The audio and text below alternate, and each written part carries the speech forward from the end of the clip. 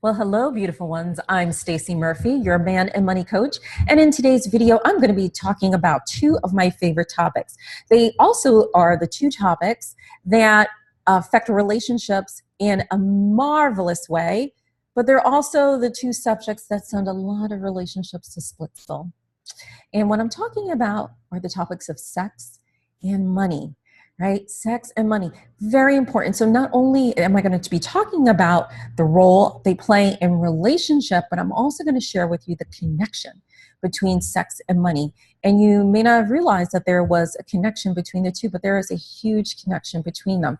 Now, as you know, sexual incompatibility is the second reason why most couples go to Splitsville. And money is reason number 3. Right? And so what happens is, since they contribute so much as to the dissolving or ending of a relationship, I want you to be empowered to make those right choices and decisions for yourself when it comes to your sexual expression and your relationship with money, so that they are not an issue when you go into your relationship. Right? So I want you to think about this. I want to start with the sex part first. So I want you to think about this. This here is obviously the biggest hang up that so many women have when it comes to sex. I'm going to do a short biology thing right now, right? For you to kind of understand the relation and why why men seem to have sex on the brain, right? And part of that is because of their testosterone. Testosterone is the hormone that's responsible for sex drive. It is responsible for arousal, right? It is responsible. Now, that's a part of what testosterone is responsible for. There are many other things, but in the context of our discussion here on this video, we're going to contain it to sex at this point. And men have over 90% more testosterone than you do, right? So this is why, to many women, it seems like men have sex on the brain, right? And then also, this is why sex is such a contentious issue in many relationships, because women are so uncomfortable when it comes to sex. And there are several reasons as to why that is. Well, one, we don't have as much high levels of testosterone as men do. So we have to, as I always tell men, women are like crock pots and men are like microwaves, okay, when it comes to sexual arousal. That's why you have to warm a woman up, because it's not like, ding, I'm ready, right? And it's because of the different levels of the hormone that we have in our system, plus other things that are going along with that. But I'm not going to get into that segue of a discussion. But what ends up happening is, because of such different levels that we each have, it turns into this bone of contention. And so with many women, they know going into a relationship that they have issues about sex. They have hang-ups about sex that they got from their upbringing. They may have gotten from religion. They may have gotten from a bad past experience, right? It can be absolutely do nothing to do with your parents or your upbringing. Maybe you had a really bad experience, or unfortunately, maybe you had like a traumatic event, all right? And that has colored how you feel about sex and intimacy. So what ends up happening is, instead of healing those issues, and one example of that would be women that don't want to have sex with the lights on. They want to have the lights off when they're having sex. And I've seen this from women that are already married, and they still feel self-conscious of their husband seeing them naked, right? That is a sexual issue that really contributes to sexual incompatibility. Right? Because you're having a body issue, which then is affecting your sexual expression, which then is affecting how you and your partner are connecting with each other, which then turns, a little pebble into a humongous crater and a humongous rock, right? So that's like the first thing, like body image issues, embarrassment. And then the other thing, and here's something else that was very interesting. The other part is women that know that they have sexual issues and they don't want to solve them. And that was an interesting case I have for me. There was someone that I was talking with, and in her particular situation, I mean, it was sad. You know, her partner stepped out on her and had an affair, and part of that, there's no excuse for that. I'm not excusing what he did. or anything like that, right? But one of the things that contributed to it, and this is what she shared with me, was she was sexually frigid. She can go weeks without having sex. And she was okay with that. And she had this issue going into the relationship. And she thought, oh, well, you know what? Now that I'm in a stable relationship, I'll feel confident and I trust him, and then I can feel comfortable. That didn't happen. And I will tell you this, ladies, 9 times out of 10, it never does happen.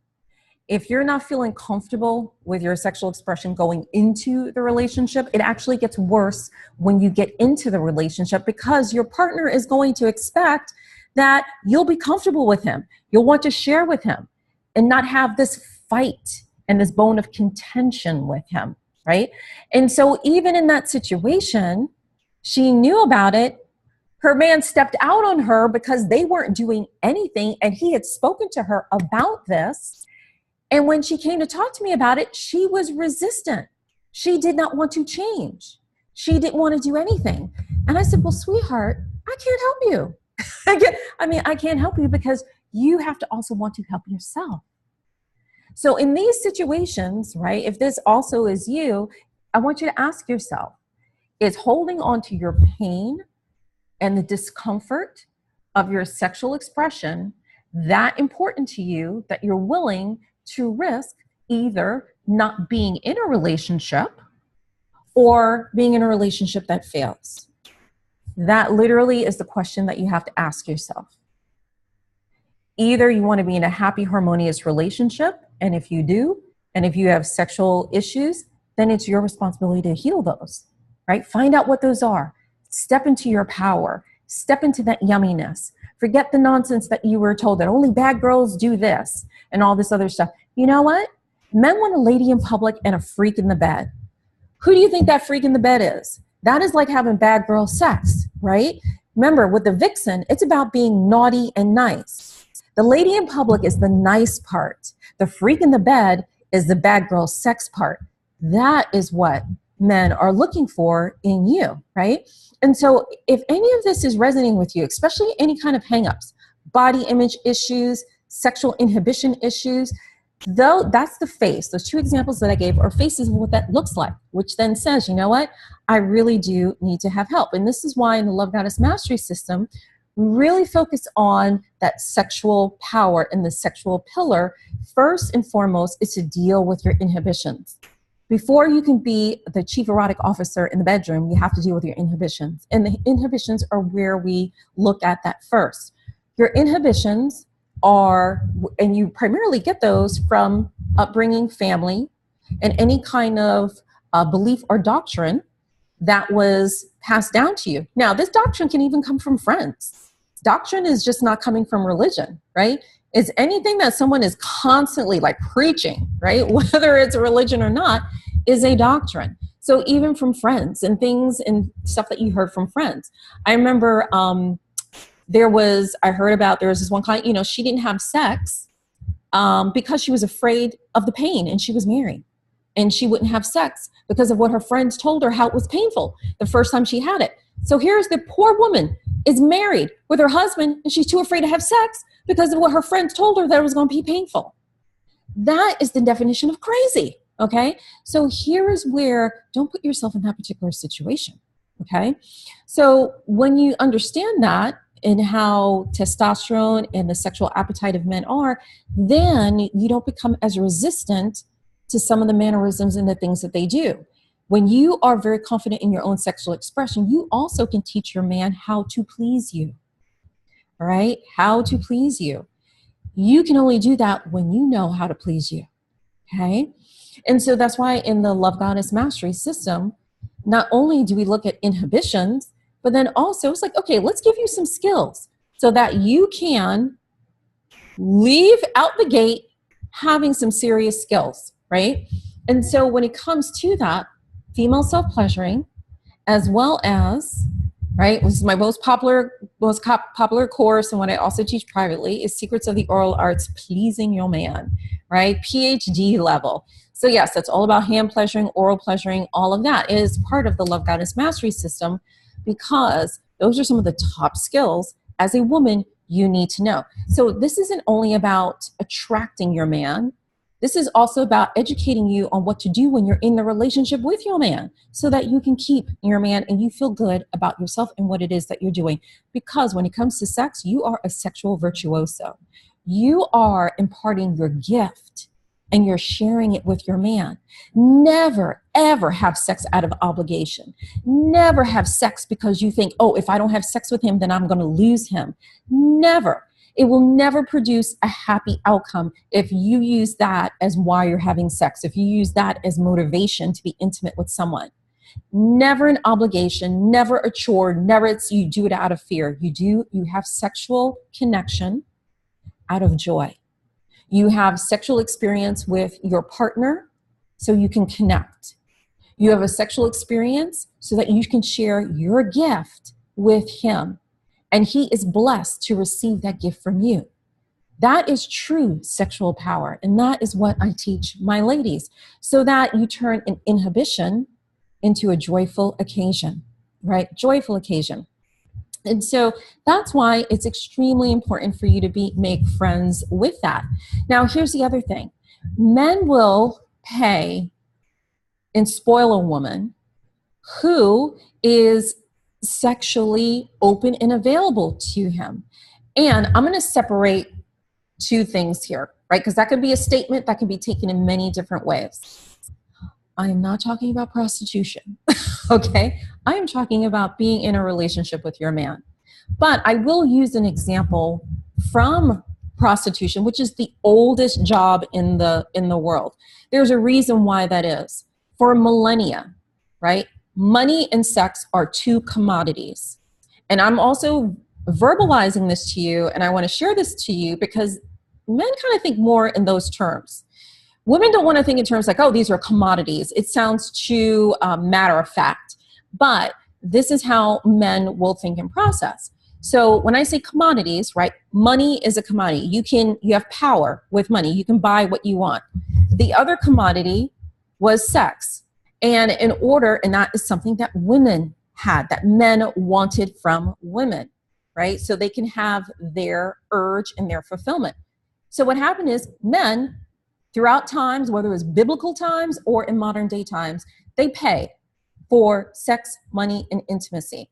That is why it's also powerful. That is also the connection, because the two of them also represent different forms of power. All right. So I'm just telling you just a very basic reality way. This is not about morals. It's not about character or anything like that. This is about reality. And this is the kind of conversation, ladies, I want you to start having with yourself, so that it doesn't become an issue and a wedge in your relationship, and why you need to make friends and peace with it for yourself first. That way you can have a peaceful connection when it comes to sex and money with your man.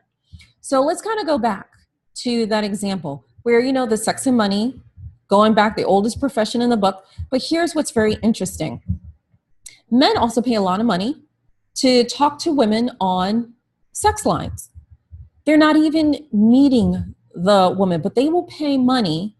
And this is what they're paying for. They're paying for the fantasy. They're paying to take their mind someplace else so they can take their body where they want it to go. That's why they pay that money to women they don't even see, women they're not even in contact with. And many of the women report this. A lot of the men that call into those lines, they just want to connect and have a woman on the other line that they can share openly like this without judgment. That is what a lot of these women say. I've spoken to also women that are like dakinis, which are, dakinis are from a tantric realm, but they're sort of like sacred sex workers, right? Dakinas, if they're men, they're called dakas, right? And what happens is many of them report the same thing. These men want to talk. They want to talk, and they want to talk with someone who's not going to judge them. They want to be able to share a sexual fantasy with a woman without her freaking out and casting judgment on him. And what happens is a lot of it is is about that. And sometimes these women end up being their therapist, right? And things of that nature, because they also want to talk. And then in addition to the sexual release. And sometimes with the sexual release, they do it on their own. Like if he's on the phone, they're not together. So he's doing it on his phone, on his own. And sometimes even if they're face to face, they always say maybe sometimes they just want a massage. They don't even want to have the sexual intercourse, but they definitely want to have the conversation. They definitely want to have the mental seduction. Every single one of them says these men want the mental seduction. So what happens is, instead of when you make peace with your own sexual expression, these men will no longer have to go outside to get that, because they will actually experience that with you authentically, because you want to. So first, you have to make friends with sex and enjoy sex and love sex and scream it from the rooftops how much you love sex and not be embarrassed about it, right? Even if you have kids, right? How do you think they got here? It was through sex, right? So you don't have to be all hush hush when it comes to sex in front of your kids. It needs to be age appropriate. That's the difference. It needs to be age appropriate. But the sooner you talk to your kids about sex, the better you set themselves up. Because I'm kind of digressing here a little bit. I'm getting a little bit on my soapbox. But, you know, being in what I do, being a certified sex coach, you know, I talk to a lot of people. I see a lot of things. There are kids, girls, that are getting pregnant in middle school, right? That's here in the United States. So for those of you that are not familiar with our educational system, middle school is the ages of 11, 12, and 13 years old, right? That is middle school age. So girls are getting pregnant at that age because their parents will not talk to them about sex. So what they end up doing is they end up figuring it out on their own, just like you've had to figure it out on their own. And who do you think they're figuring it out with? They're figuring it out with another boy. And you don't want that. You want to hold that off as long as possible. And the way in which to do that actually is to talk to them about sex. So this is why it's important for you to get comfortable with it, because it's not only for in your relationship with your man, but if you have kids, especially if you have daughters, it is for them as well. You do not want to pass down any dysfunction to your daughters, all right? And so that's why it's really, really important. And here's the other thing when it comes to the connection with sex and money.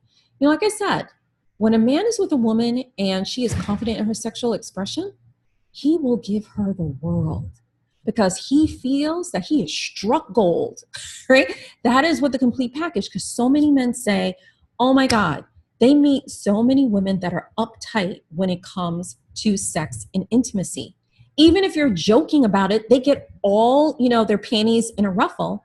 And so they say when they are in the company of a woman who is confident and with her sexual expression, and that doesn't mean she puts out.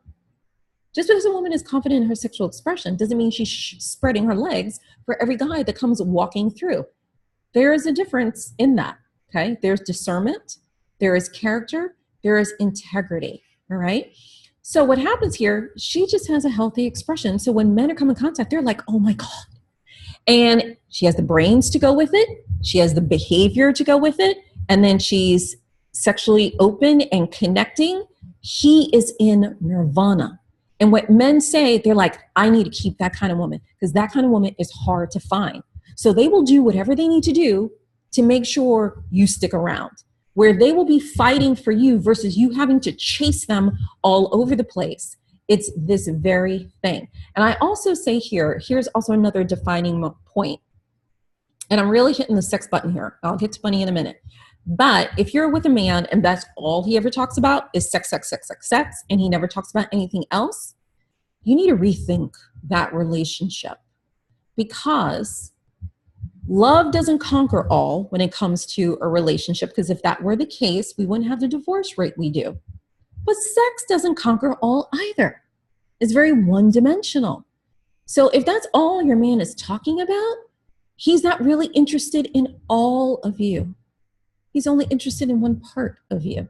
So then you have to determine, is he worth keeping around? But when a man is interested in all of you ladies, you need to be fully interested in all of him as well. That includes his sexual needs also, okay? Because he will spoil you like a queen when he has the complete package, all right? Complete package. So I want to talk a little bit more about when it comes where, okay, the money part here, because I know ladies, you are very comfortable with your emotions. Like I said, that's the domain of estrogen, which I call the elixir, right? The emotions. You're very comfortable there. Now, what I want you to do is I want you to get comfortable on the other part of the equation, the sexual part, the T juice, the testosterone, because that also plays into your compatibility as a couple, right? It really plays into that. And then here's also why sex and money are linked as well, because they have a couple of things in common with each other. So if you're not clear about the connection yet, let me voice this to you. So when it comes to men, sex, and money, listen to this. I want you to write down, how do you feel about these statements? When it comes to men, sex, and money, you want more of it, right?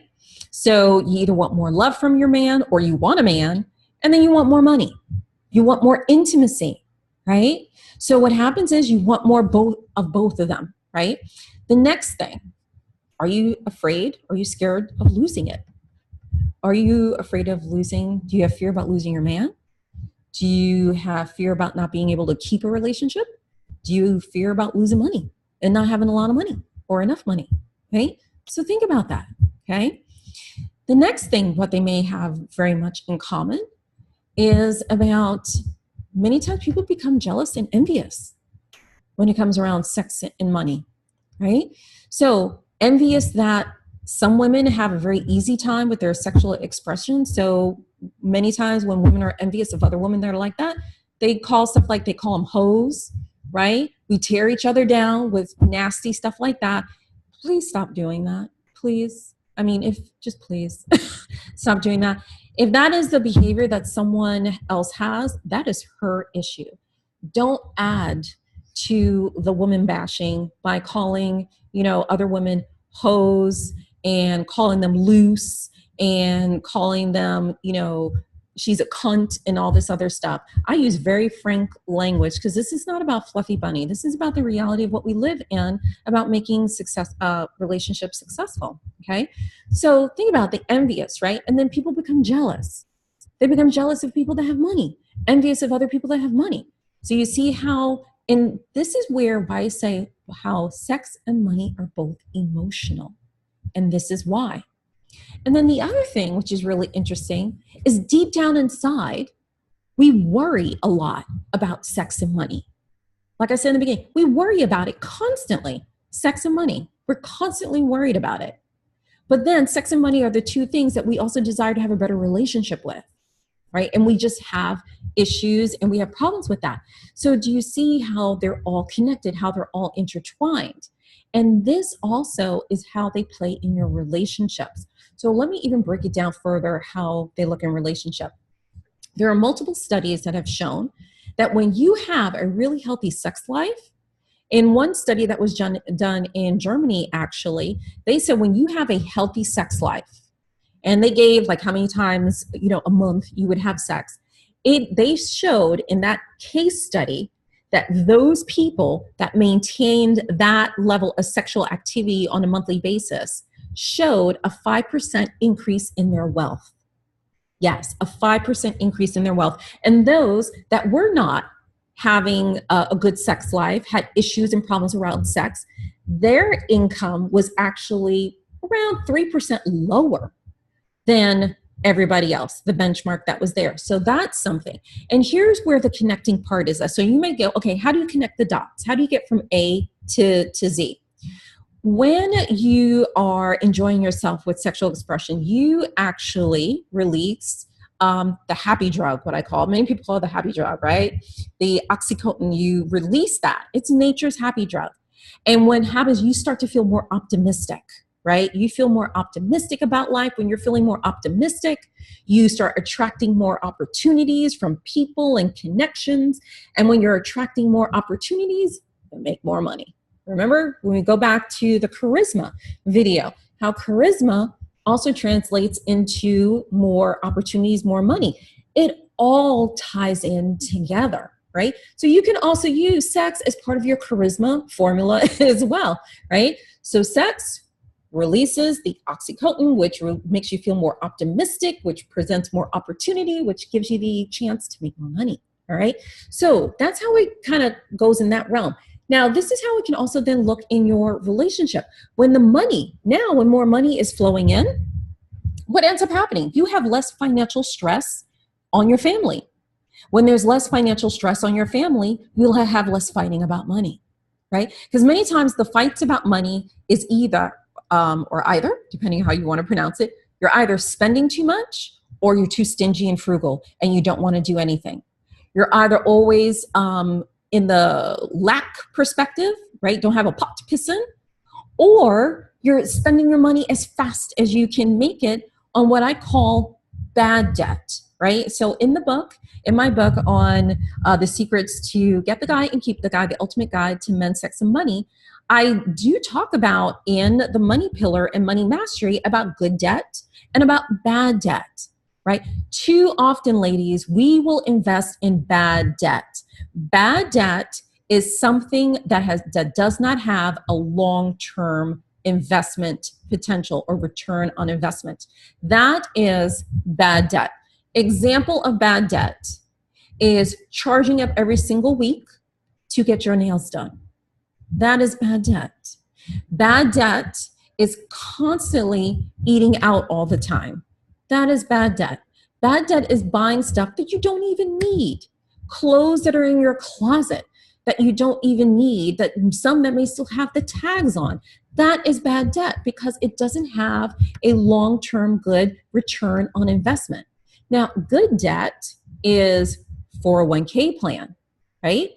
Good debt is investing in a business. Good debt is investing in your personal development. You know why that's good debt? It's because your personal development will return the benefit to you for the rest of your life. That is why personal development is good debt. So even if you have to charge something for personal development, it's still good debt. So right now, what I love for you to do is I would like you to say, okay, later today, depending on when you're watching this video, I want you to make a list. What is good debt that you have in your life and what are you paying bad debt on? Okay. So people may say, car, is that good or bad debt? Well, I would say it depends on where you live. I'm from New York City, so a car would be bad debt. I don't need a car, right? And I had a car when I lived in New York City and it got stolen from in front of my apartment building. Talk about adding insult to injury on that one. So what happens is that would be bad debt. But now I live in Florida at the time of this recording. I need a car. They don't have a great public transportation system here in Florida. So here in Florida, a car is good debt. Okay. So this is how you have to kind of think about. I want you to separate. What is your bad debt? What is your good debt? Good debt is a house. A house is only good debt if you are not upside down in your house, meaning you owe more on the house than it's worth. That is the only way your house investment is good debt. If it's worth more than you owe. If you owe more than it's worth, it's bad debt column, right? So that's how I want you to do this, okay? Clothing. If you have a job that is reliant on your appearance, that is good debt because it's part of your livelihood, part of whatever it is that you do, right? So then that would become good debt. But then I would say it has to be within reason. You have to have a budget, okay? Even if you have to keep up personal appearance, right? So I'm doing this video, so I have to present myself in a particular way. I can choose to get a top that is maybe $30, $40, $50, or I can choose to wear a top that's $1,000. You are not going to know. You don't know how much I paid for this, okay? You don't. So what happens is even if you have to purchase something because it's part of what you do, whether for a career or whatever the case may be, it needs to be within reason still in order for it to be considered good or bad debt. Personal development. motivational places, dealing with any of your pain, going to therapy, doing coaching, taking program, those are all good debt because you're going to get a return on investment that's for a lifetime.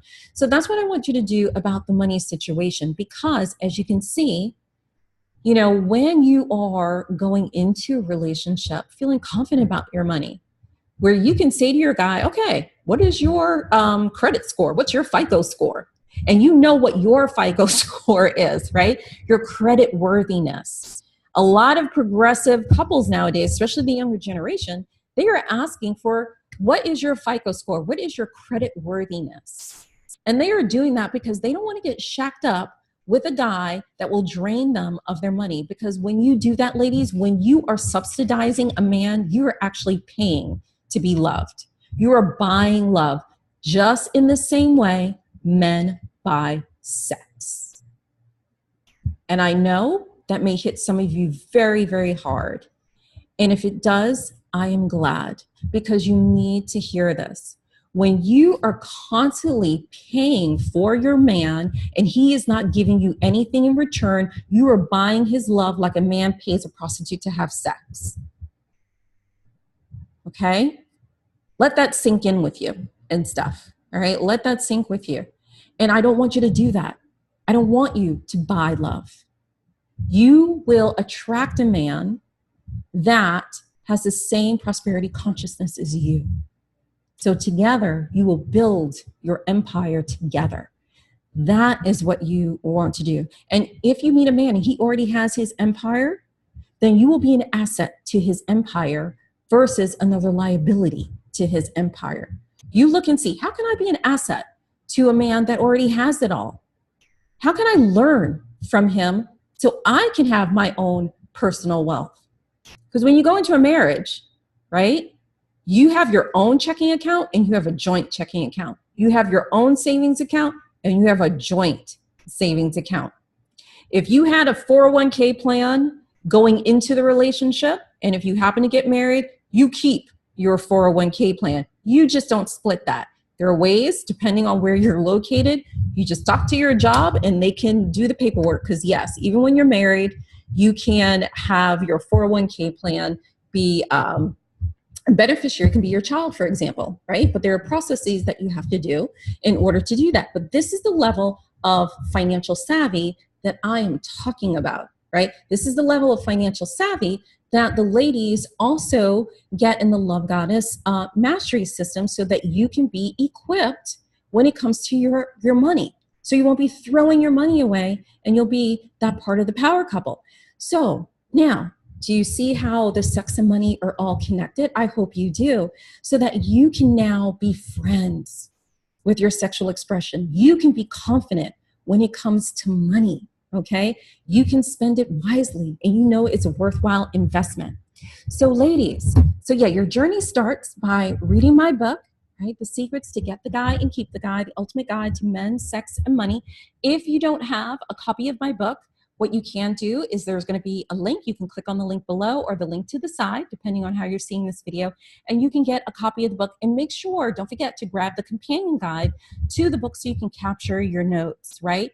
So you can do all of that, capture your notes, and then see, okay, how I'm going to put this together. Because with the companion guide, when you get to the very end of the companion guide, what ends up happening is that's where you're going to start developing your man and money plan by the thoughts and all the things that you have put together on your way in the workbook, right? So there's a method to the madness and stuff like that. So please do that. I am here to support you. I am here so that, ladies, you can shoot from the rooftop that you love who you are. You love your sexual expression. You love money, right? Money is what makes the world go round, and you are part of that world. So with that, if you want to hear more about my work and what it is that I do with my ladies and a little bit more about the Love Goddess Mastery System, please feel free to visit me on my website at thevixenacademy.com. And with that, thank you so much and namaste.